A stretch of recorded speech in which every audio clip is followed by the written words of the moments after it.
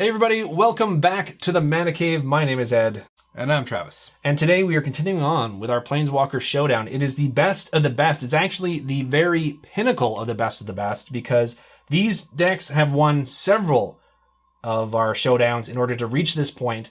It is Nicol Bolas versus the original Nissa. So it's still kind of in flavor because they fought. Yes. In Amonkhet? Yes, exactly. And now it's almost like a rematch. It's almost sort of like a rematch where it's like, but it's the bigger, stronger, better Nissa. Nissa went back to her roots for her her Planeswalker from the from Kaladesh. So it's like an energy deck. Yes. Travis once described as the funnier one of the two of us on the Mana Cave. Yeah, so that was sweet. Yes. That was awfully kind. Sweet. Yeah. Anywho, I am playing Nicol Bolas. I gave Travis actually the option this time because I've been hogging Nicol Bolas, but Travis was kind enough to let me keep playing because he knows I typically lose these showdowns. I did mention that in the last one. I think he is actually the best one I've seen, primarily based on his abundance of removal. Yes, and not just removal. It's versatile. Like the really crappy lightning bolt, open fire. It's crappy. It's terrible, but it's versatile. And there's, I think, 3 copies of it in that deck, I think. You made an interesting point off camera that I just want to touch upon. By the way, Travis is going to be playing Nissa here, obviously, no big deal. by process of elimination. But you had mentioned how these decks seem like good limited decks.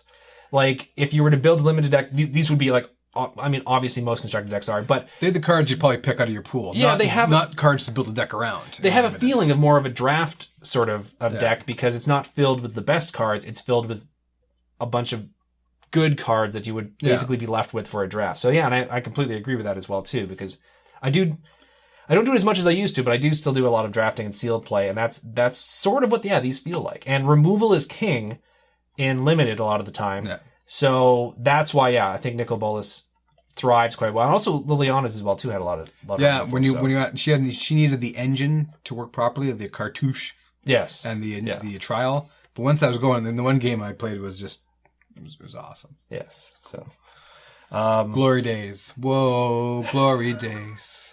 Because I'm actually not to be all Ed here. I'm on a bit of a losing streak myself on these Planeswalker decks.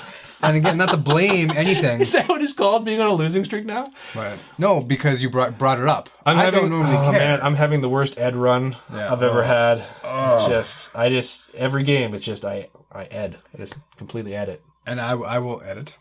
I will be the douche, and I'll say I've had really bad draws. I really have. You have. Nothing great. And this isn't a great one either. I've had to mulligan down to 6. And one thing about Travis, he's almost phobic about mulliganing more than once. Like if it's the choice of having like a really iffy hand and going for that second mulligan. 5 cards? What do you do with 5 cards? I've never seen someone so adverse. I mean, everyone hates having to mulligan more than once. Everyone hates mulliganing even once. That's why I don't want to mulligan once anymore. But you never really hate having to mulligan more than once. So. Like Commander. Commander's just like so forgiving on the mulligans. You draw a card anyway because multiplayer. Yeah. Multiplayer is a different sort of kettle of fish. So we will... Hold on, kettle of fish? Yeah. I'm the old one. So I get to use the... I'm pretty darned old myself. I never heard kettle of fish before. Really? But, never. It's a whole other kettle of fish. You never heard of that? Nope. Wow. Nope. Well, thank you for making me feel even older. Well, maybe just you're very maritime. I don't know. We're rambling here. We should roll to see who goes first. Look at dice. Yes, we will start because we did determine our opening hands. Like we said, crappy dice. I think I need to bring my dice next time for a look. You mulliganed, I did not, right? So you were like, his eyes were beaming when he saw his hands. Like, I'm gonna keep this. It was good because I mean I had some pretty brutal opening hands in the past. 8, 7. Ooh yeah, so, and I even get to go first. It's just winning. Yeah. 2, I'm not editing it up 5, at all. So 6. I'm dicing on the scry and I will move Nissa out the way. Right over there. Okay, and we're going to show the opening hands. Don't worry if you can't quite see them on screen right away. There will be a graphic that pops up, which will hopefully have all the cards in the graphic.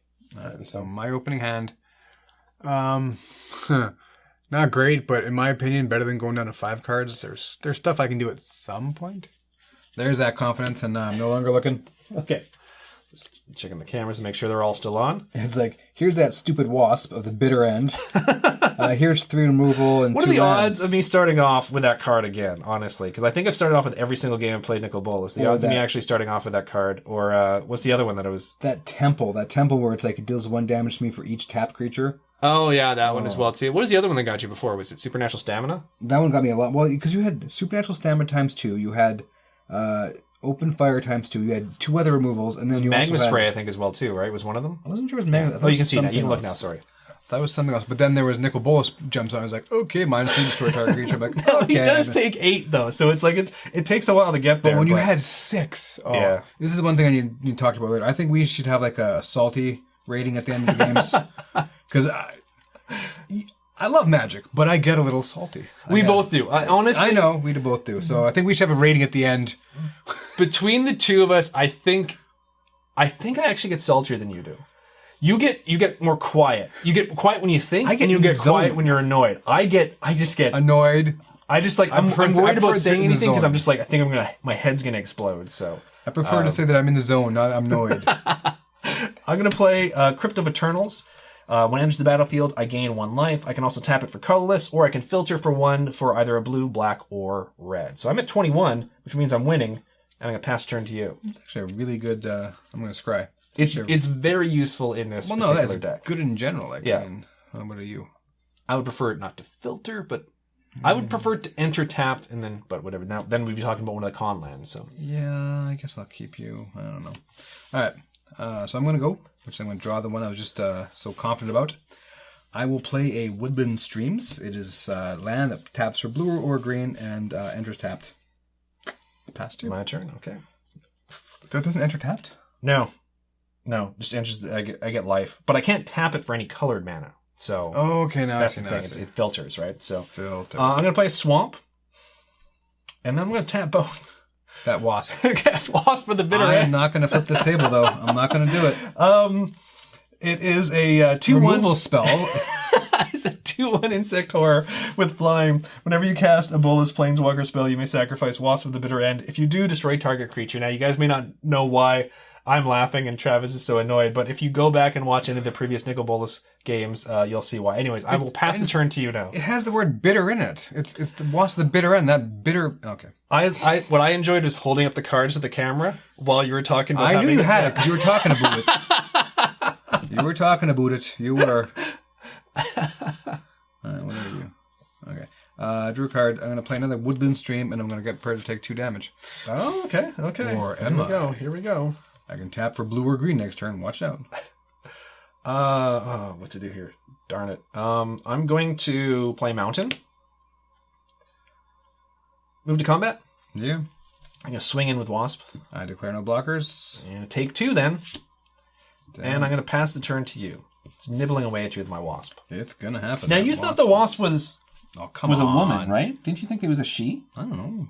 I thought you referred to it as a she. I don't generally think of wasps as masculine creatures, but they have stingers, which is very phallic, so yeah, you know. What about Waspinator? Giggity. From, He was kind of weird. Or the royalty. No, Waspinator. No, Waspinator was the dude who kept, like... He would always get destroyed, right? When you get, like, demolished every single one?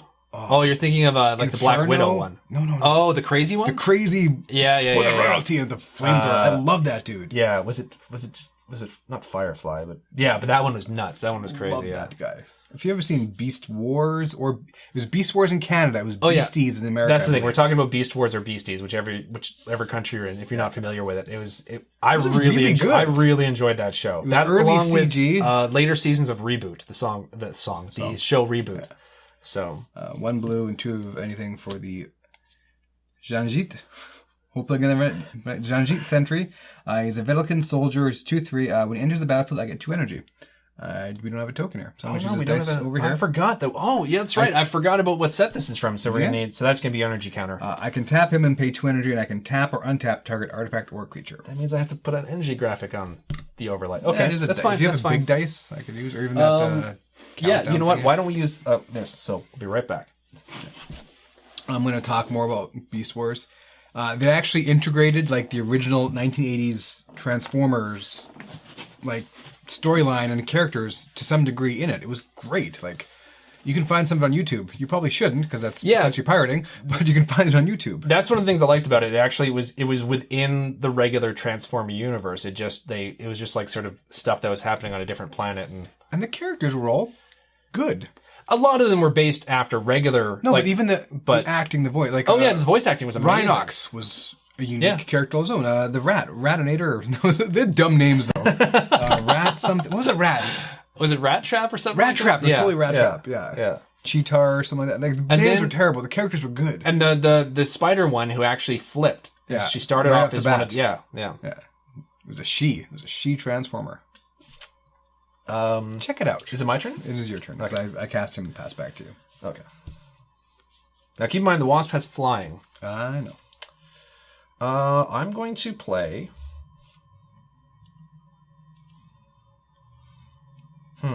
Choices. I'm going to play another swamp. I'm going to move to combat. Move away, sir. Okay. So that does not have reach, right? Does not have reach. Swinging for 2. Declare no blockers. Okay. Drop down to 16. Now I'm going to make Travis hate me just a little bit more. Don't destroy my Vidalkin. I'm going to tap 1 swamp, filter it for blue, and then tap 2 more and bring out Eternal of Harsh Truths. Oh, Afflict. It is a 1/3 with Afflict 2 with the Zombie Cleric. Whenever Eternal of Harsh Truth attacks and isn't blocked, draw a card. Afflict was one of those mechanics that I really liked the idea of, especially the way that they gave you that option of, you can either take the Afflict damage or you can let this other bad thing happen to you. So it's not good. Yeah. It's all bad, but you know. But yeah, and this card can really I mean, it's any sort of card draw engine. It can be really, really useful. So I'm going to pass the turn to you. I'm all tapped out though. All right, untapping, drawn. So I play another forest. I don't even remember most of the cards that are going to be in that particular deck. So, I'm going to tap 4 for a creature, an elemental called Guardian of the Great Conduit. He's a 2/4 with reach, and as long as I control Nissa Planeswalker, he gets +2 and has vigilance. I don't, so he's just a 2/4 at this point with reach. But reach is very handy right now. Yeah. And I'm just going to pass the turn back to you. Okay. And this may come as no surprise to Ed. I'm going to ask him to let me know about combat before... Do you have a trick, Travis? I have a trick on the board. It's not a great trick. I'm going to play a mountain. I'm going to move to combat. Okay, I'm going to spend my only 2 energy. Okay. Drops down to 0 energy. And tap him to tap target creature. It's okay, unless I get more energy, I can only do it once. So my energy is back down to 0. So I'm going to move to combat. Okay. And I'm still going to swing in with the wasp. Still going to block. Okay, I'm going to tap 1 black and cast Supernatural Stamina. It's an instant. Until the end of turn, target creature gets +2/+0 and gains. When this creature dies, return it to the battlefield tapped under its owner's control. These things happen. So they trade, but this does come back tapped. And I'm going to then...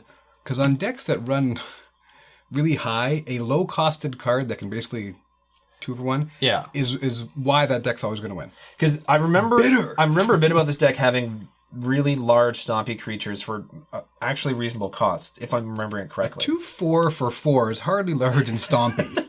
There's better 4/4 for 4 is what I would call an average and stompy. There's for better green. ones in there though. So I'm going to tap a mountain, filter for blue, and then a swamp and a mountain. I'm going to bring out Aerial Guide. It's a 2/2 Drake with flying. Whenever Aerial Guide attacks, another target attacking creature gains flying until the end of turn. And now I'm going to pass the turn to you. Untap. Mana count at 5 right now, as far as my lands go. Magic number's 8. If I have Bolas. I'm not saying I do. He's counting to it.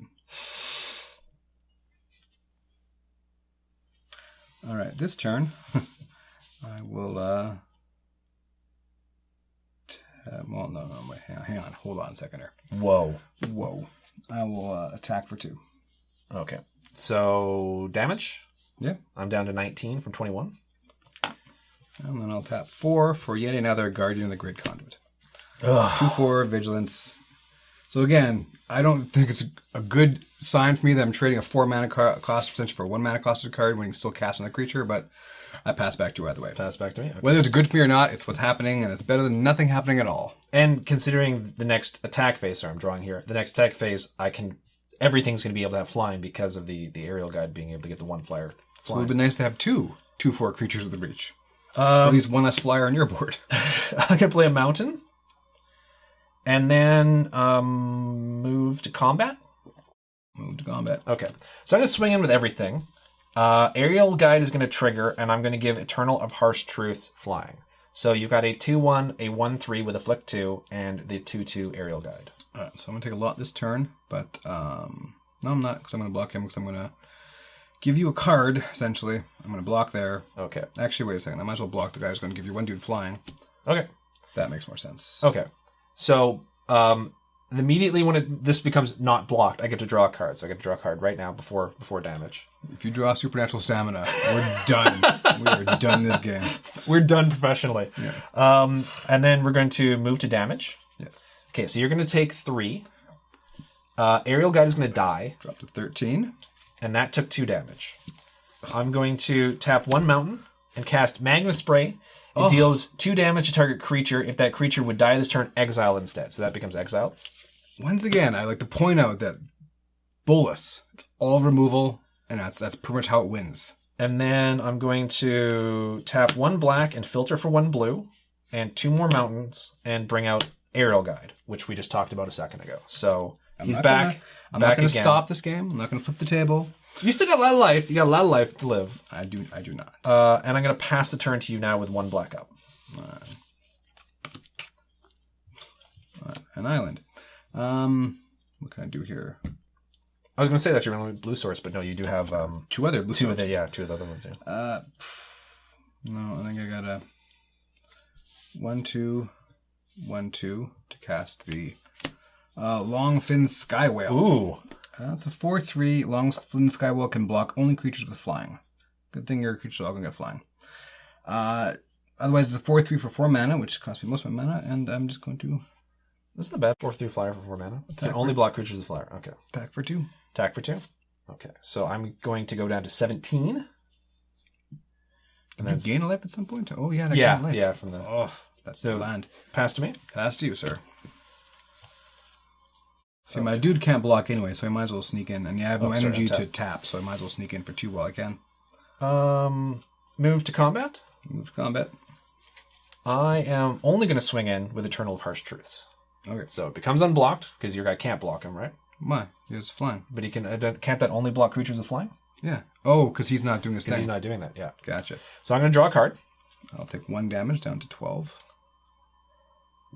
I'm then going to... play Cinder Barons, which comes into play tapped, and I can tap it for either black or red. I'm going to pay 3 to bring out Amit Eternal. It's got a flick 3. It's a 5/5 zombie crocodile demon. Whenever an opponent casts a spell, it gets a -1/-1 counter, and whenever it does combat damage to a player, remove all -1/-1 counters from it. I'm then going to tap 2 more and bring out Throne of the God Pharaoh. At the beginning of your end step, each opponent loses life equal to the number of tapped creatures you control. I'm not going to give up this game. Okay, and I'm not going to be bitter, but wow, that is such a better deck than any other deck they've put out there. The difference is, as well, too, though, is that you've got 3 cards in hand, and I'm completely in top deck mode. So everything is low to the ground, too, except for Nicol Bolas himself. Everything else is reasonably cast. And as well, like Aerial Guide can give one of these other guys flying. I mean, it has to swing in to do it, but it's still. Yeah. So move to the end step. So you're going to lose an additional life because I have 1 creature tapped. Well, at least it'll be over quicker. That's all I can say. I've lost games from better positions before. That's all I'm going to say, and I'll pass the turn to you. Oh, I'm getting pretty bitter. Because I'm casting like mediocre stuff, and you got like 4, 5, 6, 7. I'm at 7 land. Right. I'm at 6 land. So, geez, I have to do that. And then he'll attack. He will be a 4. I can block and hopefully trade. That's not a great trade, but while you're thinking, just one thing. I set up this table and sort of modified it a bit for the Mana Cave. We have noticed, though, that it jiggles a lot, like the second we touch it. So there will be a different table probably the next time we record a Mana Cave. It's going to be a little bit more solid, so this shouldn't be... I mean, it's not a big deal, but the shaking sort of... I notice it, so I'm not sure if you guys notice it now. You definitely notice if you haven't noticed it before, but there will be a new table probably the next time we record these. All right. I am going to, for the sake of saving myself some damage, cast for 3. It's an instant, but I'm just doing it now because who knows. Appetite for the Unnatural, destroy that artifact. Destroy target artifact or enchantment, and I gain a whopping 2 life. So I will destroy the one that's going to cost me some. I'll go up to 13. Throne goes away. Buys me more time to hopefully do something more impressive than that. Yeah, I mean it's definitely bought you time as well too, and life after post combat next turn. So, all right, pass back to you. Pass back to me. Okay. I did cast a spell though, so he should get a -1. Oh yes, counter. He does get a -1/-1 counter. That's right too. And then, okay.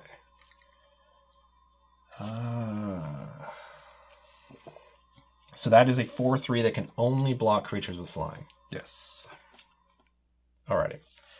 Move to combat. Move to combat. I'm going to swing in with everything.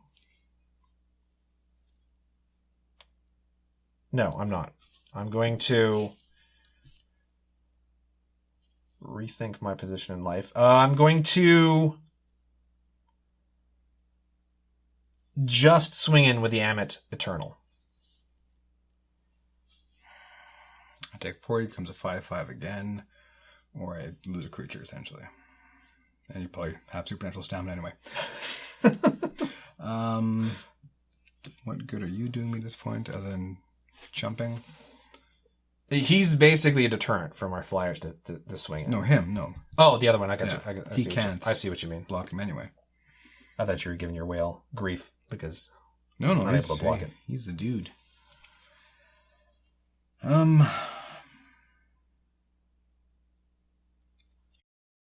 Yeah, I will jump this turn. Okay. So Amit lives. That guy dies, and pass the turn to you. You're at 8. Yes. Oh, yes. I'm at 8, but sadly, you have no blue. 2, you need 4, to filter. 6. No, I'm at 7. 2, 4. Oh, yeah. 6, 7. Yeah, there we go. Well, you're a creature. Good are you, but every spell you cast makes the Amit less powerful. Jesus. Of course it has to be... Oh.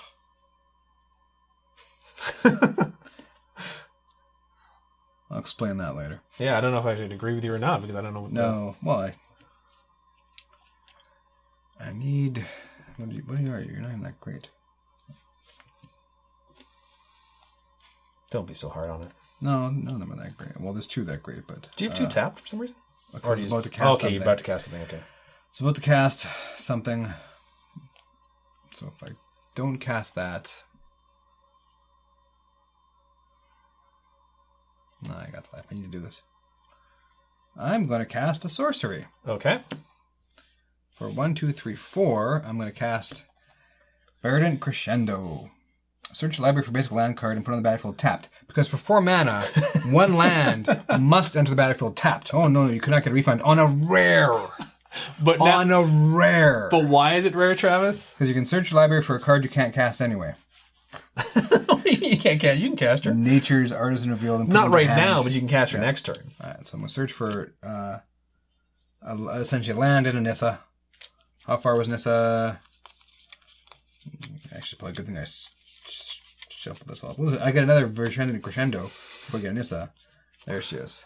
She was about what, midway? A little less than midway through the deck? Like, at 13 life with your board is more than 2 Now, she costs 6 to cast. She does. So, I'm going to put an island tapped. Yes. She costs 6 to cast. I did actually have 6. But why does it need to enter tapped on 4 mana for 1 land? And a rare. That's all I'm saying.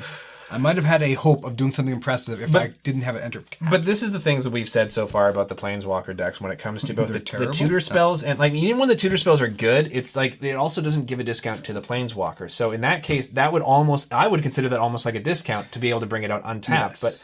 But there are certain things, and I do get the point of it. They don't want them to be as powerful as the ones that are found in the regular packs, but they're not even close anyway. So and this is coming from two people who have received a lot of joy and fun from playing these decks. So it's not like we're just, dumping all over Wizards on this. It's just that there are certain flaws, I think, that really can be addressed in these decks. And after that whopping 4-mana sorcery. Oh, and as well, too, you cast a spell. I don't need another die for that. I can just put it up to 2. There we go. So this is now 3/3. He's a 3/3. Okay. So then my turn? Your turn, sir. Okay. Okay. So, what I'm going to do is move to combat. Move to combat. And I'm going to swing with everything. This time for sure. I'm not going to, no take backsies. Aerial Guide's power, I'm going to have go on the Amit. The Amit is a 3/3. And then Eternal Harsh Truth is going to be is not going to be a flying creature. Right. So you can declare blockers. Well, I'm walking into a stamina, but you could cast on any creature and he would still die anyway. So okay. So the second this becomes unblocked after the blocking phase, I get to draw another card. And then we'll move to damage. Damage. Okay, so those trade. Those trade. And then you'll be taking 5 in total. Ouch. Drop down to 8. Amit. And a clean board. Okay. I'm going to play a swamp. And I'm going to tap a mountain and my crypt and bring out the Burning Fist Minotaur. It's got first strike, and it's a 2/1, and I can pay 1 and 1 red, discard a card. Burning Fist Minotaur gets +2/+0 until the end of turn. Pass the turn to you. All right. I've said this a lot in the last few episodes of Mana Cave, but I don't think there's a single card in this deck that's going to save me. Well, we know you have Nissa, and you have the mana to cast it. But she doesn't do anything when she comes out. Hang on a second. Just hang on a second now. All right. So Did he pull a game changer, folks? Did he pull a game changer? No, but I pulled a round buyer. Because I can't do that and that, right? That we call them round buyers. 7. If I do that, that happens, and then I can still take 2, 4, 6, which put me down to that. Of course, you also drop Nicol and destroy that. Mm-hmm. Or I can do those. I think I have to. I finally get in a position I can do something, and I gotta spread stuff out. It's tough when you're already behind and you're trying to. One for the old Thriving Turtle. Look out, late game top deck with a handful of cards. They still call it top deck. Thriving Turtle is a 0/3. When it enters the battlefield, I get 2 energy. There you go. Whenever he attacks, I can pay 2 energy to put a +1 counter on him. So he's not terrible if he's your turn 1 play. I actually liked him when I was. I remember when I was playing Limited with Aether Revolt and Kaladesh. I liked that particular turtle. And Thriving Rhino. When Thriving Rhino enters the battlefield, I also get 2 more energy. Can I just say also, I'm glad that you didn't just have 1 card that produced energy in the entire game, because it would have been annoying to have to add that graphic to the overlay if it was just going to be one-time use. But both these can't spend their energy until they attack. I ain't going to be tackling them anytime soon. So Thriving Rhino, 2/3, 2 energy, and when he attacks, +1 counter. Thriving Turtle, same thing, 0/3 for 1. And other than those 3, I mean, I could have cast Nissa and gained 3 life, but she would have died, or that would have killed me anyway. So pass back to you, where I can at least buy another round. Okay. You're like the friendly guy at the bar. You're buying another round, right? Actually, there's 3 I can't block. Because no matter what, he will minimum of 3 you can't block. Yeah, so I don't know what kind of round I bought there, but so now I'm going to move to combat. Move to combat. Okay, I'm going to swing in with these 3. You know what? Just to heck with it. I'm going to swing in with all 4. Aerial Guide is going to give Burning Fist Minotaur flying. Yeah, of course it is. So I can block him and lose 2 damage anyway. So I'm not going to do that. I can put counters on these guys next turn, though. Watch out for that. So I basically have no choice to block. Block nothing, because I would take more damage if I did block. Okay, so I'm going to pay 2. including a red. I'm going to discard a swamp and give him +2/+0. That's game. You fell behind early on as far as the creature race goes because of removal. It is. I hate to bring that up again, but it is all removal. And there was Leviathan and Nissa, who at turn 9 I could cast or something. And this is actually why I'm surprised that Nissa advanced as far as she did, because her initial game was against Chandra, and I went on record before that, making myself look like a fool during the game by saying I think Chandra is going to win hands down. I'm pretty sure I said that when it came to their matchup. This card was great against Chandra because they loaded Chandra with artifacts. Yes, yeah. I lucked in that you happened to pull your one artifact, I think, in your deck. Yeah. And that actually was not a dead card in my hand in this deck. And I can't remember what the other matchup she had was, but yeah, it was just it's if she can get the Tusk Cub, if she can do a Tune with Aether early, and if she can, he's a decent 3-drop. The Emperor Voyager, he's a 2/3 flying with trample, and when he deals combat damage to player, you get that many energy. Yeah. He is a 2/3 flyer with trample for 3 is perfect. But there's a long Tusk. That's the one. That's the one that I think was my all-star in all the other games. It's actually an all-star and constructed as well, too. It really is. It's especially with any energy-themed deck. And that's how I think I won the previous games, was I had the energy theme going with the Long Tusk Cub. Because I have a cat tribal deck, which I've shown as well, too. And one comment which made perfect sense is because I was only running 2 copies of the Cub in the sort of the main deck of it. Yeah. And someone pointed out, it's like, that card is good in non-cat tribal decks, so why in a cat tribal deck would you not run 4 in the main deck? And it's like, that makes perfect sense. So this is a really good one. But what this lacks is... And the energy thing is at instant speed, so if no one's watching, it's essentially a combat trick. Yeah, but this lacks green removal or blue bounce. Either of those would be better than without. Like, Ambuscade in the Amonkhet block is unsummon, or even just something like unsummon. I mean, those are the ones that in a green deck like this can really turn the tide. Ambuscade is an amazing card. Yeah. But yeah, it's tough with this matchup because of the removal. Yeah. Like I didn't get to bring out Nicol Bolas. I did get to have like 2. And this dude's an all-star. And again, I think much like Long Tusk Cub, I love drafting this card because his 1/3 body makes it so that a lot of the time he can still swing in to a lot of creatures, and he's either going to do the 2 damage or draw the card. And most times people are going to want to take the 2 damage, so which means he's going to do more damage being blocked than not being blocked because no one wants someone to draw extra cards. Yeah. So that was the whole thing. I danced around trying to make this guy go swing in without being blocked. Like I would prefer to do the 1 damage and draw the card than do the 2 damage. Oh, so. Easily.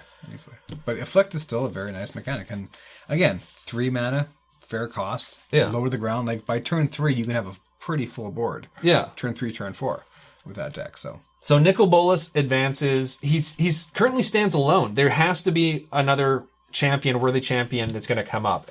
We in the previous one, if you guys watch, Jace ended up winning, but he's still got a couple more victories to go before he can get back up to Nicol Bolas range. The level of the Bolas. Until new Planeswalker decks come out, we may do maybe a couple of the best of losers, or next time in the Mana Cave, we'll do something completely different. We still want to do some commander games, even some 1v1 commander, but we'd prefer to do a 4-player commander, so hopefully we can get Steve back in the Mana Cave, maybe get our friend Jay to play a bit as well too on camera. So there are more Planeswalker Showdown games coming up, but these ones we wanted to get out of the way right now. So thanks you guys very much for watching. Travis, thank you again for taking the time to come back to the cave. Take a Bolas beating. Yes, take another Bolas beating. But we're rounding up. Thanks for watching. Thanks guys. See you later. I'm bitter about that.